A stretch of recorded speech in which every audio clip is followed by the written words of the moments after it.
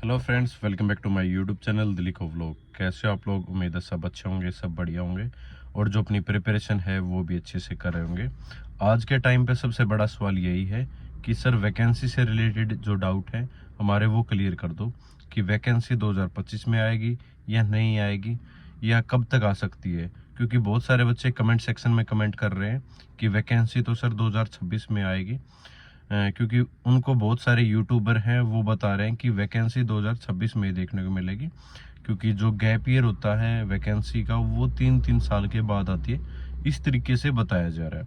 तो उन चीज़ों को क्लियर कर देंगे कि वैकेंसी है वो 2025 में ही देखने को मिलेगी और कब आपकी वैकेंसी है वो आ सकती है। क्योंकि अभी तक एसएससी ने कैलेंडर अपना जारी नहीं किया है। अगर एसएससी कैलेंडर जारी कर देती है तब ये 100% कन्फर्म हो जाता है कि हाँ वैकेंसी आ रही है और आपका जो एग्ज़ाम है वो उस डेट को होगा। ठीक है, उम्मीद है कि एसएससी अपना जो कैलेंडर है वो दिसंबर महीने के अंदर जारी कर दे।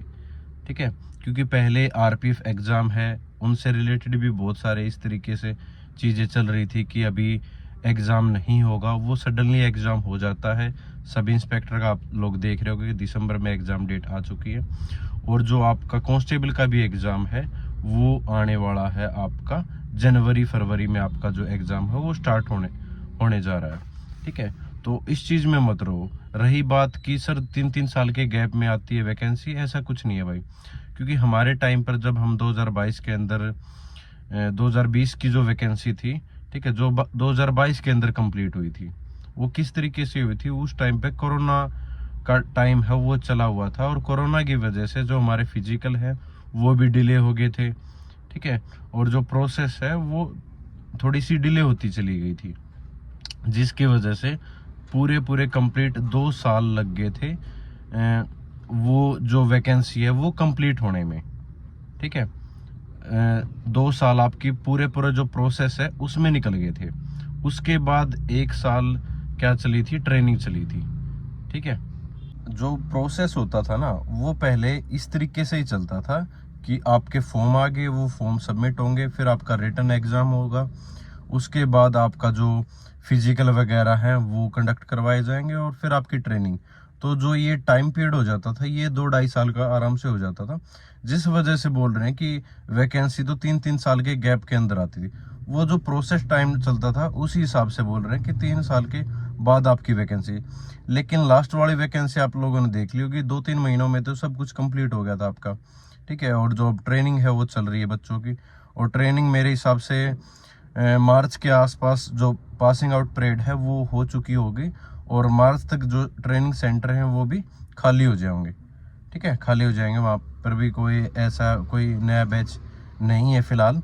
जो नया बैच आएगा वो जो अभी विद हेड वाले बच्चे हैं उन्हीं का आएगा और किसी का भी आने वाला है नहीं। तो 3 चीज़ें होती हैं, एक तो ट्रेनिंग सेंटर के अंदर अवेलेबिलिटी कि ट्रेनिंग सेंटर खाली है या नहीं है, वो खाली हो जाएंगे आपके मार्च के आसपास, मार्च से पहले ही जो ट्रेनिंग सेंटर है वो खाली हो जाएंगे। दूसरा ये है कि एमओयू वगैरह साइन हो चुका है नहीं हो चुका है, क्योंकि रिटन एग्जाम के लिए एमओयू साइन होना जरूरी है। तो एमओयू पहले से ही साइन है, वो अलग अलग वैकेंसी से रिलेटेड एमओयू पहले से ही साइन है, तो उसमें कुछ भी डिले नहीं होगा। तीसरा, एसएससी ने कंडक्ट करवाना है, जो भी एजेंसी होती है, ठीक है, उसको एग्ज़ाम दे दिया जाता है कि इतनी वैकेंसी है और आपको इतनी वैकेंसी पर नोटिफिकेशन हो निकालना। तो एसएससी ने वो एग्ज़ाम है वो कंडक्ट करवाना है, तो जल्द ही आपको कैलेंडर के अंदर भी वो जो डेट है वो देखने को मिल जाएगी। दूसरी चीज़ की रिक्वायरमेंट की उस चीज़ की रिक्वायरमेंट है या नहीं है। जैसे ड्राइवर की वैकेंसी हो 2012 के अंदर आई थी लास्ट टाइम, अब 2022 के अंदर आई थी। ठीक है, उसके बाद कितने सालों बाद 2024 के अंदर पास आउट हुए हैं बच्चे। ठीक है, तो काफ़ी साल बाद वैकेंसी है वो आई। और दूसरी जैसे AWO-TPO की वैकेंसी होती हैं या टेक्निकल इस तरीके से पोस्ट पे वैकेंसी होती है ना, वो थोड़ी सी डिले हो जाती हैं कि कई सालों बाद आती हैं।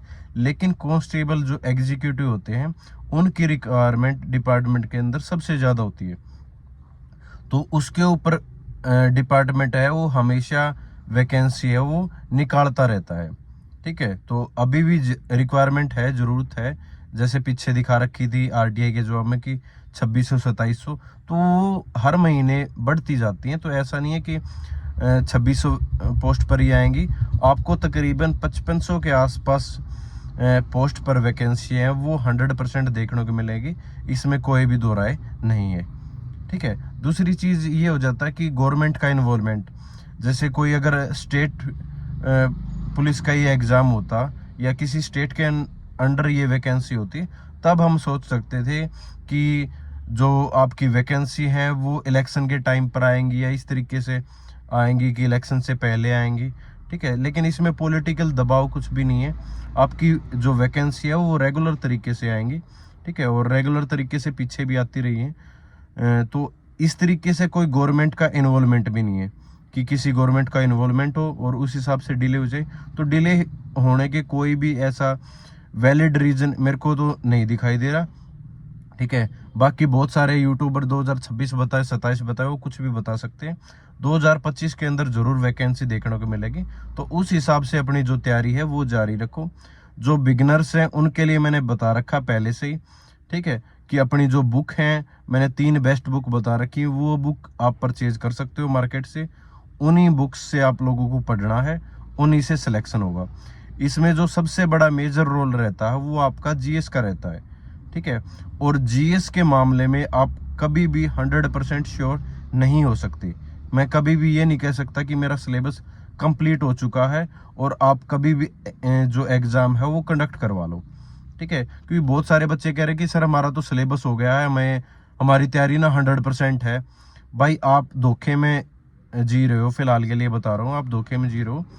ऐसा नहीं करना आप लोगों को, क्योंकि जीएस का इतना सिलेबस है, आप कभी भी श्योर नहीं हो सकते कि मेरा सिलेबस हो चुका है, मैं जीएस के अंदर 50 में से 40-45 का स्कोर कर जाऊंगा।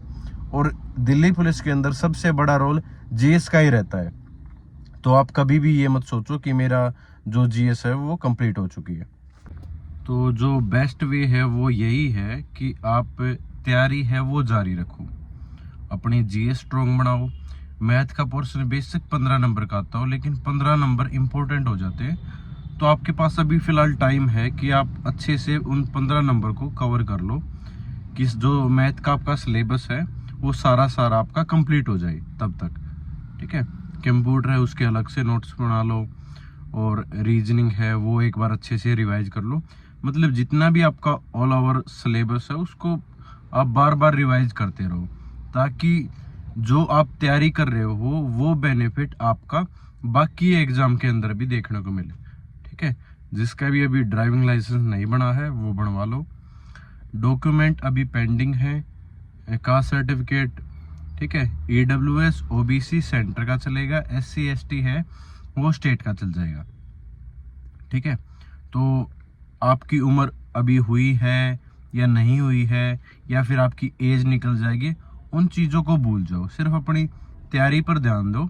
उसके साथ साथ आप जो बाकी एग्ज़ाम है उनकी भी प्रिपरेशन होती रहेगी। ठीक है, इसमें ये तो है नहीं है कि अलग से आपको जीएस की प्रिपरेशन करनी पड़ेगी या रीजनिंग की अलग से प्रिपरेशन करनी पड़ेगी। वही जीएस है, वही आपकी रीजनिंग है, वही मैथ है। ठीक है, तो अपने जो सब्जेक्ट है उन पर पकड़ बना के रखो, उनकी तैयारी है वो लगातार करते रहो। UPSI का भी एग्ज़ाम आपको देखने को मिलेगा। ठीक है, यूपी कांस्टेबल की भी और भी वैकेंसी देखने को मिलेंगी। ठीक है, उसके साथ साथ आपकी RPF की वैकेंसी, RPF SI है। ठीक है, मैं ये नहीं कह रहा कि आप इस चीज़ की प्रिपरेशन मत करो, दिल्ली पुलिस को छोड़ दो। दिल्ली पुलिस की भी प्रिपरेशन आपकी साथ में होती रहेगी, आप बाकी और एग्ज़ाम की भी साथ में प्रिपरेशन हो करते रहो, मतलब और एग्ज़ाम भी आप साथ में देते रहो, मेरा कहने का मतलब ये है।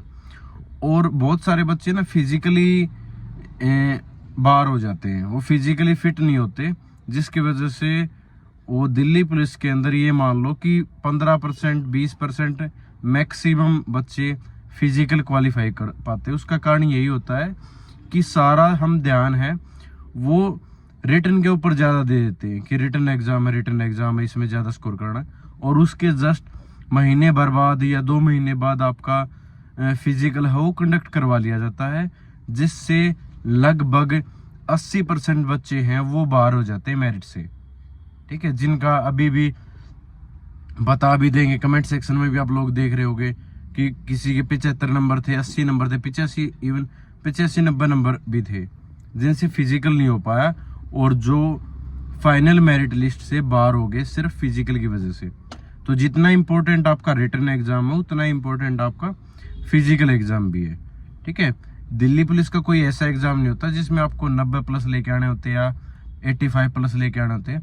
अगर 70 के आसपास अगर आपका रॉ स्कोर है तब भी आपका सिलेक्शन है वो इजीली हो जाता है, क्योंकि 4-5 नंबर की, 6 नंबर की, 7 नंबर की आपकी नॉर्मलाइजेशन हो जाती है। तो 75 के आसपास का स्कोर है वो बेस्ट स्कोर हो जाता है। ठीक है, तो अपनी जो तैयारी है उसको जारी रखो। 2025 के अंदर आपको वैकेंसी देखने को मिलेगी।